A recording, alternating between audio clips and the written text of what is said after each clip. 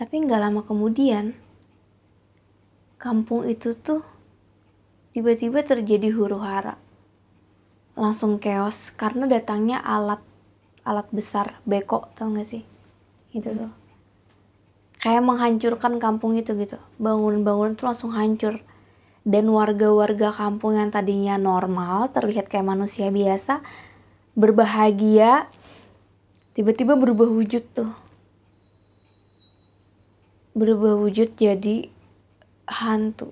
Setelah ditanya kayak gitu, si kakek nih bilang, tolong pindahkan makam saya, makam istri dan cucu saya. Ini saya bawa kepalanya. Nah, ternyata yang dia bawa tuh adalah isinya kepala pocong. Ada, antara ada dan tiada. Omnis Satanica Potestas Omnis.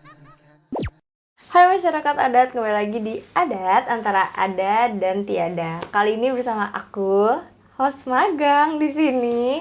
Kita bakal bercerita tentang cerita hal horor, mistis untuk menemani waktu gabut kamu atau kamu mau tidur. Dan di samping aku ada Kak Gina. Hai, bingung gak kalian? Tukar posisi ya sekarang. Jadi, biasanya kan adat tuh ada yang sama narasumber nih, terus ada juga yang aku sendiri cerita. Kalau yang aku sendiri biasanya beda background kan, biar kita nggak pindah-pindah tempatnya, backgroundnya sama, kita memutuskan di sini. Tapi bedanya, ini editor aku, kita jadiin host magang. Dan aku yang akan bercerita. Ya, aku akan menceritakan kembali cerita-cerita horor, baik dari narasumber ataupun dari sumber-sumber lain. Langsung aja mungkin ya nih hari ini. Oke, hari ini kita mau bawain cerita apa nih Kak? Hari ini bercerita dari thread Twitter, itu penulis malam. Jadi dia cerita soal jalan yang bekas kuburan. Itu serem sih. Serem banget deh kayaknya. Karena narasumbernya tuh langsung dari Uwa si adminnya. Oh, Uwa tau gak Uwa itu apa? Uwa itu tuh kayak tante, bukan tante sih, lebih jadi bude. Iya, karena bener-bener. kakaknya. Iya, kakak dari orang tua kita. Betul. Langsung aja kali ya. Oke.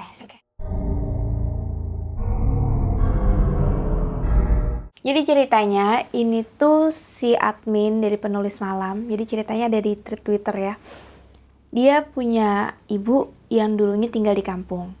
Nah, di kampung itu dulunya tuh bekerja punya catering, baik itu kue-kue atau makanan yang biasanya tuh udah banyak orderan gitu. Terkenal lah dari kampung ke kampung. Orderan tuh nggak cuma dari kampungnya dia, tapi juga kampung sebelah. Terus mamanya nih punya kakak kan, namanya Uwa Titin. Uwa Titin ini punya suami nih, namanya Uwa Zul dipanggilnya, Uwa Zulkarnain. Suatu sore, si mama dari Mimin ini, kita sebutnya mama siapa ya? Anaknya ya? Mama Yandi kali ya, kita samarkan aja namanya Mama Yandi ya. Mamanya Yandi ini lagi di rumah kan, lagi santai, kedatangan sama Uwa Titin nih. Ngobrol-ngobrol gitu ya kakak adek. Tiba-tiba tuh ada tamu, namanya Pak Mansur. Nah, Pak Mansur ini tuh dari Kampung Bagolo. Nah, Kampung Bagolo itu adalah kampung tetangga dari kampungnya Yandi ya. Si Pak Mansur ini rupanya tuh mau pesan catering, soalnya dia mau ngadain tahlilan buat almarhumah istrinya yang ke-40 hari. Terus kan dateng tuh tek mamanya Yandi mau pesan catering buat tahlilan istri saya gitu kan. Agak ragu nih, ambil gak ya, soalnya itu kampung sebelah yang cukup jauh. Dan itu kan tahlilan biasanya malam ya. Nganternya gimana, terus mamanya Yandi juga gak bisa naik motor gitu kan. Ambil gak ya. Nah, Uwa Titin tuh yang denger bilang, ambil aja, nanti yang nganterin biar suamiku si Uwa Zul gitu kan. Akhirnya dengan seperti itu gitu kan opsinya, mamanya Yani ini pikir, oh ya udah ambil aja. Dan itu nanti di lusa depan. Singkat cerita lusa depan nih. Hari itu mamanya Yani udah masak kue, juga ada masakan-masakan beratnya juga. Yang banyak banget sih. 4 6 kantong plastik, saking banyaknya kan. Ditelepon lah tuh Uwa Titin sama Uwa Zul kalau makanan tuh tinggal diantar. Itu posisinya udah sore. Nggak lama datang tuh Uwa Titin sama Uwa Zul. Oh ini nih, tadinya kan si Uwa Zul doang yang mau nganterin ke kampung sebelah, ke rumah Pak Mansur.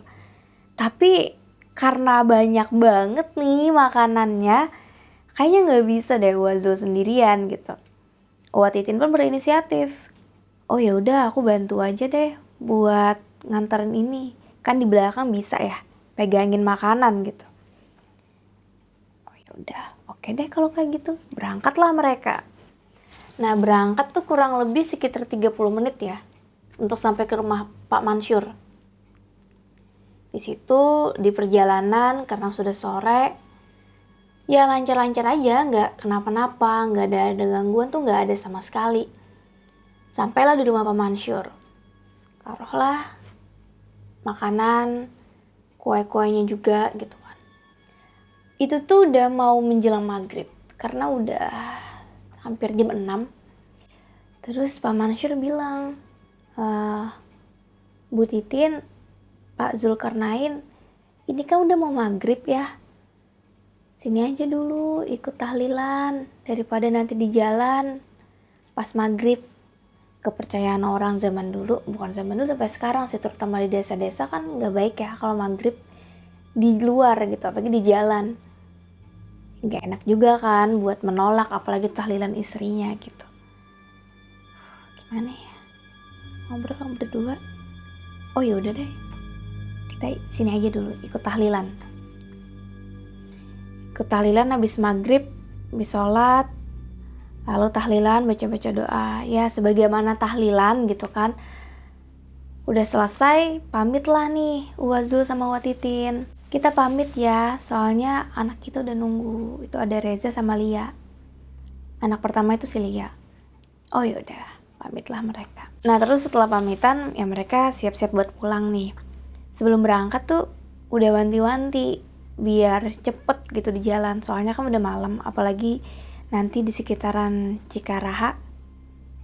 Itu tuh kayak bakalan gelap, gak ada penerangan jalan, dan menakutkan gitu loh. Mau gak mau harus lewat situ kan. Ya udah deh, ada bismillah gitu. Berangkatlah mereka berdua nih pulang. Waktu di jalan gak kenapa-napa tuh. Sampailah di jalan Cikaraha itu. Tiba-tiba pas lagi ngebut gitu kan, si Uwa Titin tuh di belakang teriak, Bapak tadi nabrak kucing. Terus suaminya tuh kan bingung ya, nggak mungkin nabrak kucing. Kalau misalnya nabrak kucing, aku yang ngerasa karena aku yang bawa motor gitu kan. Cuman nih Ibu Titin nih kayak nggak, dia tuh yakin banget kalau mereka tuh habis nabrak kucing, dan dia percaya kalau misalnya kita nabrak hewan itu kan harus tanggung jawab ya. Terus dia minta tuh suaminya buat ngecek ke belakang. Stop lah. Udah stop, disuruh ngecek ke belakang sekitar 4 meter. Diliatin tuh di sekitar, gak ada apa-apa, gak ada kucing. Tiba-tiba si Uwa Titin yang lagi di motor ini, dia tuh berteriak, wah gak mau lihat nih. Kayak, hah apa gitu kan, maksudnya apa sih? Itu posisi malam ya. Waktu didatengin dan dilihat ke arah pandangan, si Uwa Titin teriak-teriak itu yang ketakutan. Ternyata kan kiri kanan jalan tuh pohon-pohon tuh, perkampungan gitu ya, nggak ada rumah penduduk juga di situ. Di balik pohon besar itu ada perempuan, rambutnya panjang, terus dia lagi senyum. Dia kayak ngeliatin gitu. Ya kaget dong, kaget lah, maksudnya apalagi ini gitu kan. Abis Uwa Zul juga ngeliat itu kan sosok, ya mereka panik lah dua-duanya gitu kan. Terus Uwa Zul tuh buru-buru tuh nyalain senter motor, coba digas, tapi tetap nggak bisa jalan cepet, padahal rasanya tuh udah ngegas semaksimal mungkin. Jalannya tuh cuman mentok di 30 km per jam. Ayo Pak, buruan gitu kan. Terus si Pak Zul ini bilang, kamu jangan panik dong gitu kan. Saya juga panik, jadi takut gitu. Jadi mereka tuh di jalan kayak bener-bener berasa gila gitu kan. Terus kata Wazul, kamu baca-baca doa aja deh, sholat nabi, ayat kursi, apapun doa baca aja, jangan lihat kiri kanan. Yang namanya manusia ya, kadang tuh dikasih tahu kayak disuruh. Aduh, wah Titin ini bukannya dia ke depan, tapi dia malah ngelihat sekitar, kayak ngeliatin kiri kanan gitu. Dan ternyata di gelapnya malam itu dia ngelihat di atas pohon besar, itu ada yang ngeliatin dan sama sosoknya. Sosok kuntilanak gitu, dan dia teriak lagi dong, Pak ayo buruan cepetan, itu di atas ada yang ngeliatin kita, buruan gitu. Wazul tuh udah ya Allah, astagfirullah, tapi tetap nggak bisa jalan nih. Dan Wazul ini kan udah panik nih, takut. Dia juga tanpa sengaja ngeliat jarak beberapa meter dari dia di depan itu ada siluet putih. Tapi kalau waktu ditegesin gitu ya, itu apa? Ternyata itu tuh Pocica alias pocong. Dan wajah pocongnya tuh udah kayak serem deh, udah hitam, hancur gitu lah pokoknya. Ya dua-duanya ini gimana gitu kan, kejadian tengah malam kayak gini, malam-malam lihat hantu. Nah tiba-tiba tuh motor nggak bisa jalan, mati. Lampu motor tuh mati. Aneh kan, kayak plek, kayak pecah, kayak mati gitu. Motor nggak bisa jalan. Diliatin kan ada yang bensin itu kan, meteran bensin, habis bensinnya. Wah ini udah kayak jatuh ketiban tangga gitu kan. Waktu itu kayak ngapain, kenapa berhenti, ini bensin kita habis, nggak bisa jalan, mau nggak mau kita harus dorong. Posisinya itu tuh masih jauh pemukiman warga, jalanan doang, jalanan kiri kanan pohon. Ya mau nggak mau turun dong waktu itu dan doronglah mereka. Masih dengan perasaan yang takut, perasaan campur aduk, ini gimana, bakalan ada apa lagi. Sampai-sampai mereka tuh ngerasa ini kiri kanan di samping jalan tuh banyak banget mata yang ngeliatin, seolah-olah tuh banyak hantu gitu yang ngeliatin mereka. Tapi ya sebisanya baca-baca doa kan. Waktu jalan gitu, dari jauh tuh kelihatan kayak ada kakek-kakek yang bawa buntelan.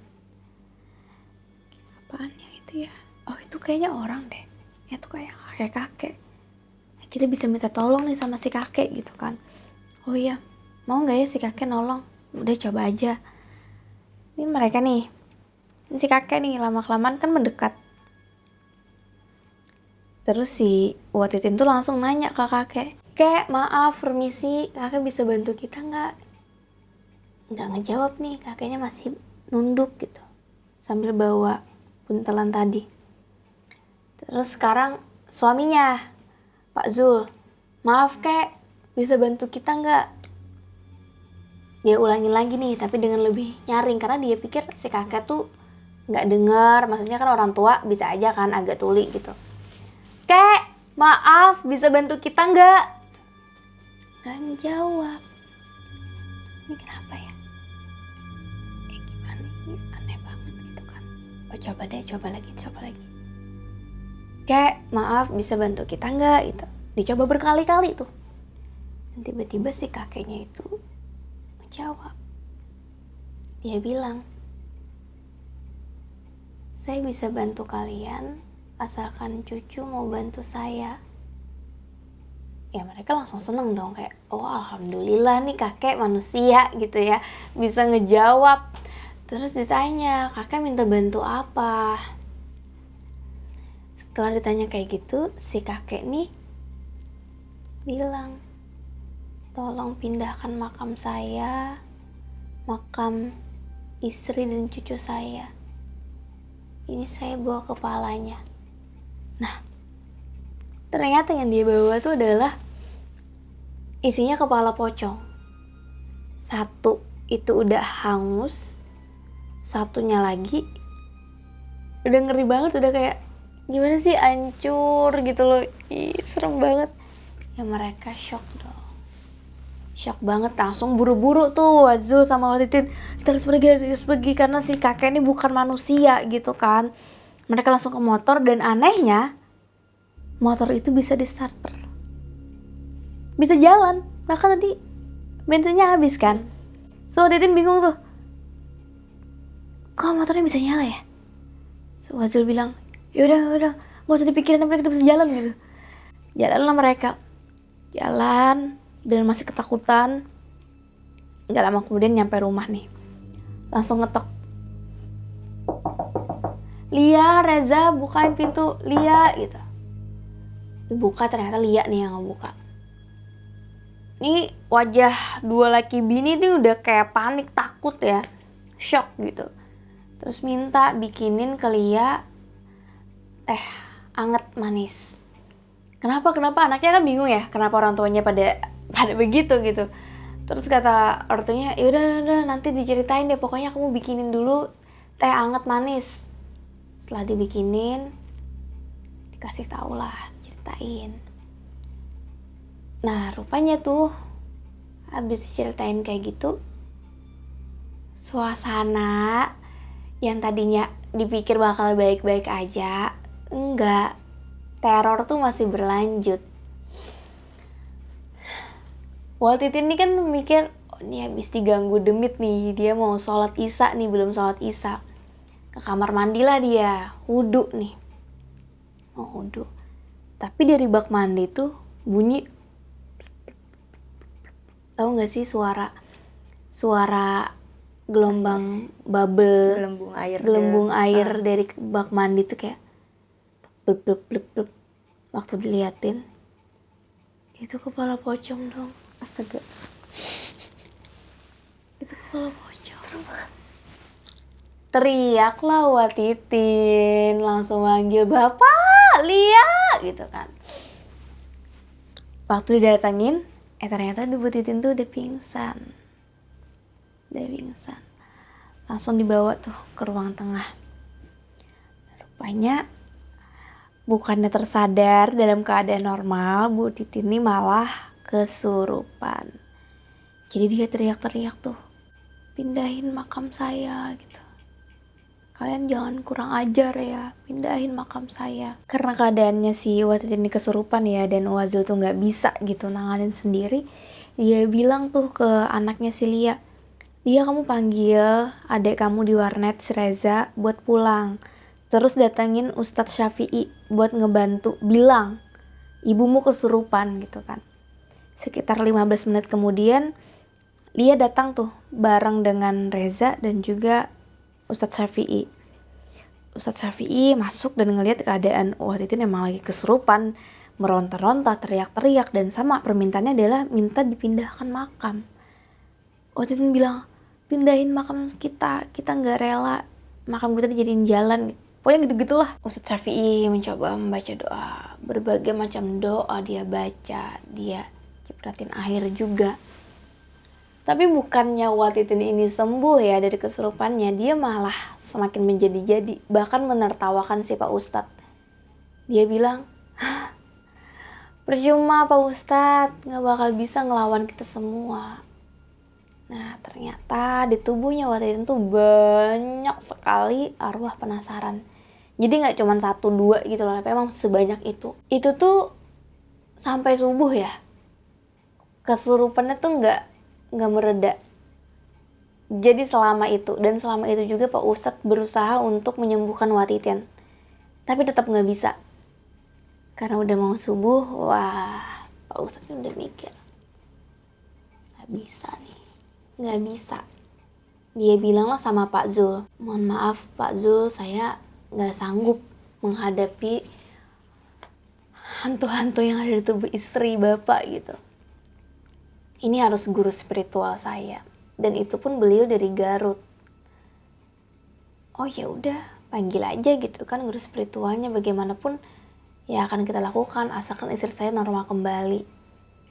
Tapi sayangnya kata Pak Ustadz Syafi'i, nggak bisa sekarang, nggak bisa cepet, nggak bisa hari ini, bisanya tuh 3 hari kemudian. Karena jaraknya jauh dan segala macam pokoknya lah.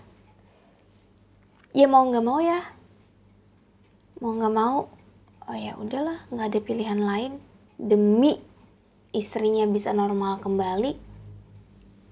Ya begitu gitu loh. Dan selama 3 hari itu juga si Watitin ini ngalamin kesurupan. Cuman nggak 24 jam. Jadi kesurupannya itu habis maghrib sampai menjelang subuh. Kalau siang tuh normal, tapi lemes banget. Namanya di kampung tuh kalau misalnya kita punya cerita tuh nggak bisa disimpan ya.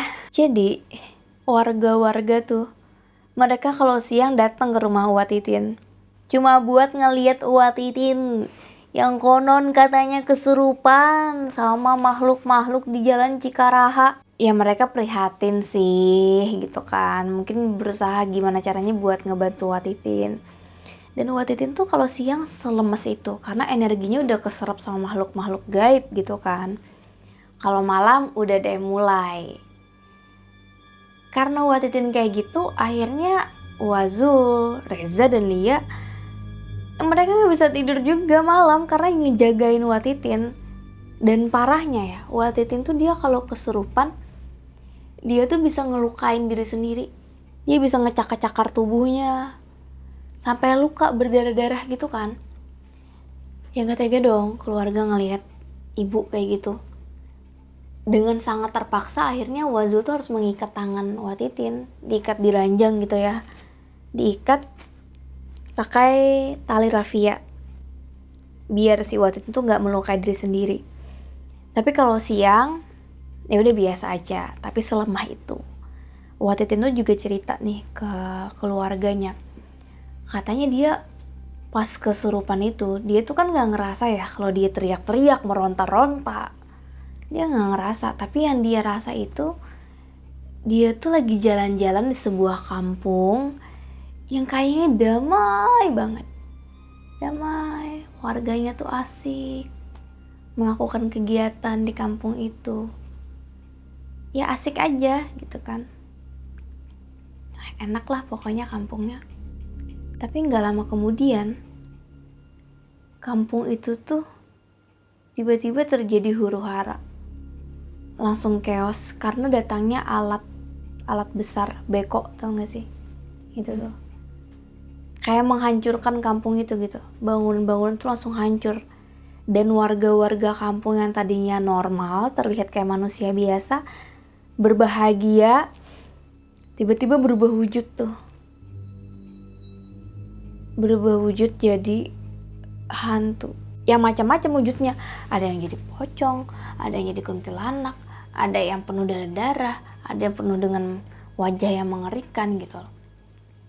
Itu tuh semacam kayak gambaran dari makhluk-makhluk kehidupan dari kematian mereka gitu ya. Maksudnya itu kan makam, mereka minta pindahin makam, otomatis itu tempat tinggal mereka. Tapi ternyata jalan itu dibuat di atas makam yang tidak dipindahkan. Dulunya di sekitar makam itu adalah makam-makam warga Cikaraha, tapi makam tua gitu. Karena sekarang di kampung Cikaraha itu dibikinlah TPU, tempat pemakaman umum. Otomatis pemakaman yang dulu tuh nggak dipakai lagi gitu kan. Mau dibangunlah jalan, bukannya dipindahin, malah seret dibangun gitu aja. Nah mereka tuh merasa rumahnya akhirnya nggak tenang, rumahnya dihancurkan gitu kan, orang lalu lalang. Ya gimana mau beristirahat dengan tenang gitu kan. Bayangin aja tuh rumah kamu jadi jalan. Gitu tuh cerita dari Watitin. Tapi ya gimana juga ya, udah terlanjur gitu. Yang bisa mereka lakukan adalah menunggu datangnya Pak Kiai. Hari berlalu, kurang lebih 3 hari kemudian Pak Kiai pun datang. Itu posisinya siang ya. Pak Kiai itu datang ke rumah. Dia nggak langsung ngelihat Wak Titin, tapi dia baca-baca doa dulu tuh di ruang tengah, nggak langsung ke kamar. Dia udah bilang, astagfirullah, ini rumah udah full, puluhan semua makhluk-makhluk gaib, arwah-arwah gentayangan yang ada di makam itu lagi ngumpul di rumah Pak Zul. Makanya Ustadz Syafi'i itu nggak bisa ngadepin karena sebanyak itu. Bayangin energinya sebesar apa gitu. Anggap aja kayak pasukan gaib lah, lagi ngumpul tuh di rumah. Pak Kiai ini coba buat bacain doa, dicipratin air juga. Yang tadinya diikat tuh lengannya Bu Titin, bukannya dia sembuh ya, tapi dia makin meronta-ronta. Bahkan dia kayak nantangin Pak Kiai gitu. Pak Kiai, kamu tuh gak bisa ngusir kita, gak bisa. Ini rumah baru kita tuh gak bakal pergi dari sini. Tapi tetap aja Pak Kiai baca-baca doa. Dia meronta-ronta sampai akhirnya ikatan itu tuh lepas. Dan Wak Titin tuh lari, pergi ke jalan, ingin menabrakkan diri. Tapi syukurnya tuh bisa dikejar sama Ustadz Syafi'i, Pak Kiai, dan juga Reza ya. Wak Titin bilang, nggak bakal bisa kita pergi, yang macem-macem. Kalau enggak kita bawa nih jiwa manusia. Artinya dia udah ngancem dong. Dia mau ngajak Wak Titin ke alamnya dia gitu kan. Warga yang ngelihat, apaan tuh rame-rame di depan di rumah Wak Titin gitu. Wah, langsung bergerombol. Pada nontonin. Jadi ibarat tuh kayak lagi ada proses pengusiran setan ya di tubuhnya Wak Titin di depan rumah, ditonton sama warga. Pak Kiai bilang, kalian jangan cuma nonton, baca doa bantu apapun, baca ayat kursi, sholawat segala macam. Terus disuruhnya dikelilingin tuh Wak Titin. Ini Wak Titin nih, melingkar gitu, biar Wak Titin tuh nggak pergi. Sambil dibaca-bacain doa.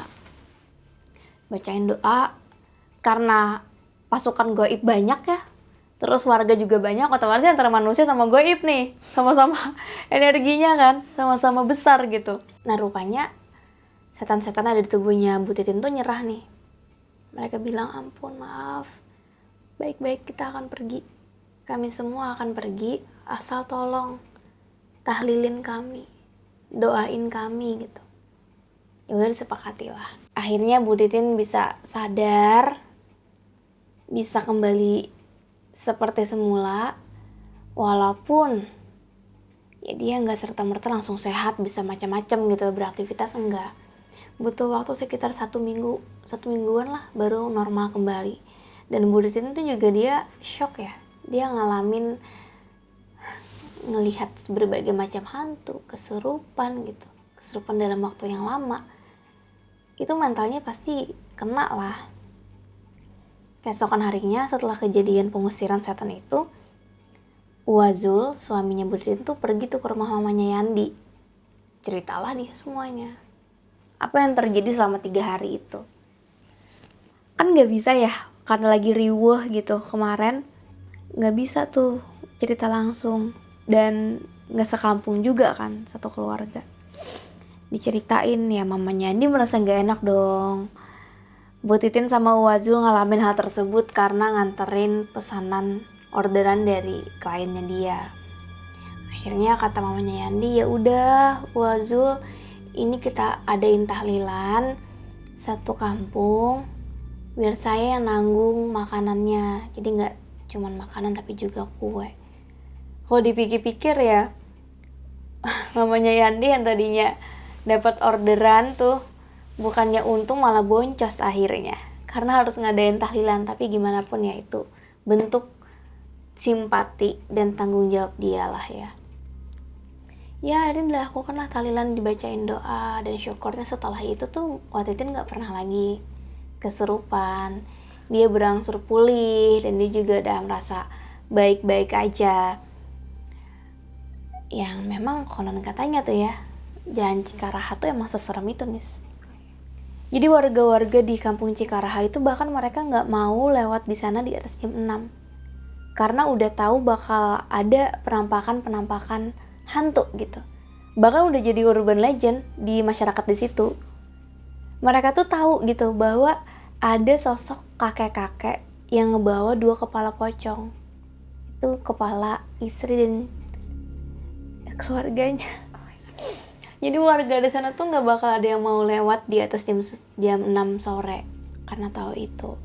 Nah, Wazul tuh langsung teringat kan, astaga, kita aja nih yang nggak tahu dan nekat lewat situ.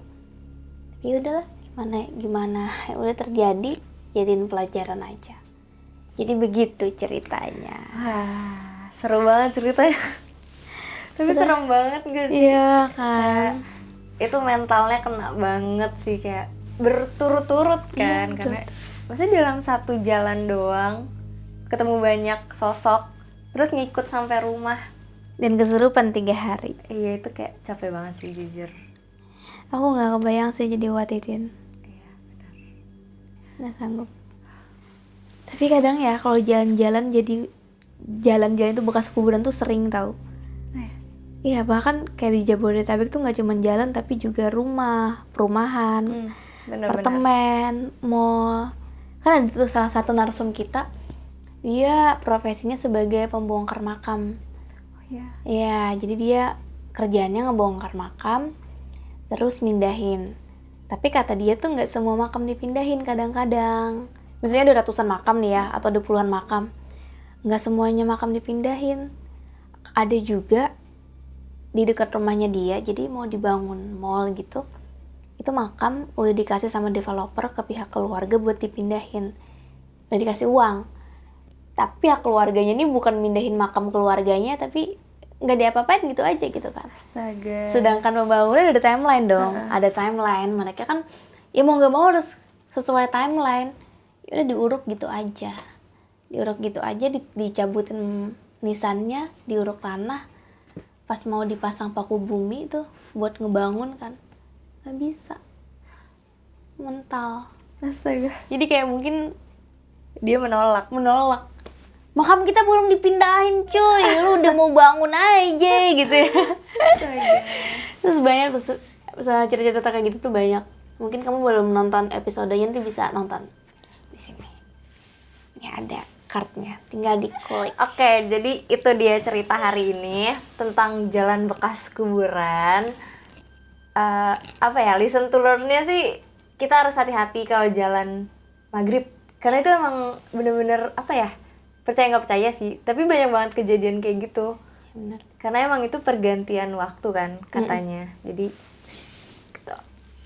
Jadi diusahakan, kalau kata nenek aku sih dulu, kalau lagi maghrib tunggu dulu, jangan keluar, nunggu azannya selesai gitu. Kalian ada nggak cerita kayak gitu juga? Kalau ada bisa tulis di kolom komentar ya. Oke, sekian dulu cerita hari ini. Bye bye. Hai guys, thank you udah menonton video ini sampai habis. Jangan lupa untuk di-subscribe, nyalakan loncengnya, like, comment, dan share. Bantu aku untuk membangun channel ini sebagai channel nomor 1 penjelasan mengenai mitologi, horor, dan misteri.